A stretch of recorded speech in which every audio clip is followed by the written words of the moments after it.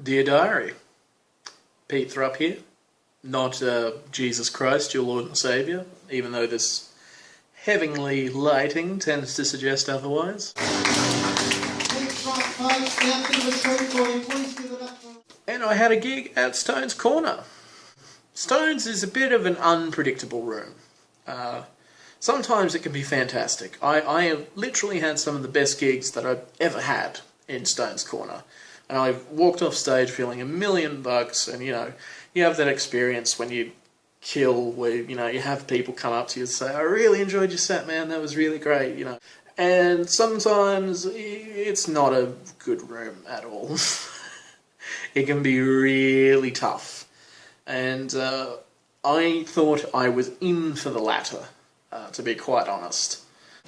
What could possibly go wrong? I usually think I'm in for a rough gig when I see the MC sort of struggling.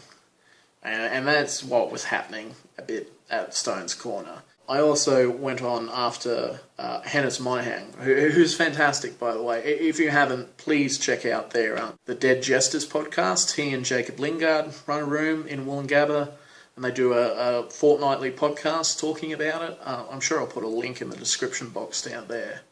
But they're, both Jacob and Hannes are fantastic, and I really, really admire and love them both. And Hannes went on, and Hannes makes me laugh quite a lot. And I really enjoy watching him work. And he was struggling to break through at times. He didn't bomb by any means. He was just going through material. But the crowd was, a bit odd, a bit not as receptive as you would expect them to be. So I thought I was going to be in for a rough night, and to be fair, I actually did okay. Nothing to write home about, nothing fantastic, definitely areas for improvement. But yeah, it wasn't a total bombing. Started out with a new joke, which is a bit risky for me. I generally don't like to start with brand new material right at the get-go, because I don't know if it's going to work or not, and if it falls flat, the trust can really just suck out of a room. So it was a bit of a risky move, but it paid off. I had a good feeling about it. I'd run it past a few comedian friends and a few just normal friends as well, and they thought it would be funny. First things first, I'm the realist. And I was going about alright until I started to delve a bit more deeply into the area of politics. Now, there's two reasons why it probably didn't go as well as I would have liked to have gone. The first reason is that it's still new material. I'm still fleshing it out in my mind, so it's not exactly well-paced. That bit needs more jokes.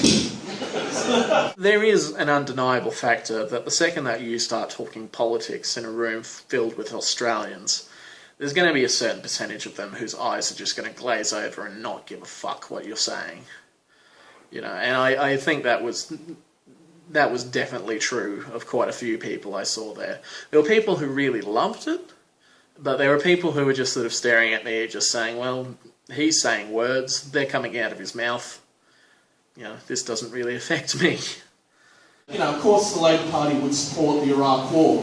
Why wouldn't you? I don't define myself as a political comedian.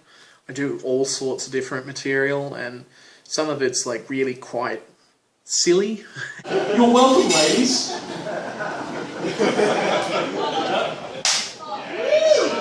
And some of it, is a bit more profound. It's a bit more heavy. It's a bit more big issue,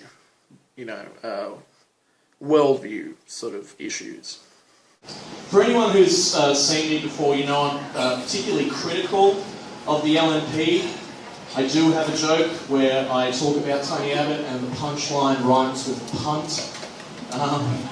If you're going to touch on those matters, you should be prepared for the fact that not everyone's going to enjoy it. Yeah, you should also try and, write jokes that are for everyone as well, to a certain extent. It's like what Bill Hicks said, because Bill Hicks, touched on some really heavy topics, and he would always just sort of caveat it with, you know, don't worry, the dick jokes are coming. So I think it's important to, you know, have a range. I think that's about it, guys. Thank you so much for watching and continuing to support Open Mic Vlogs.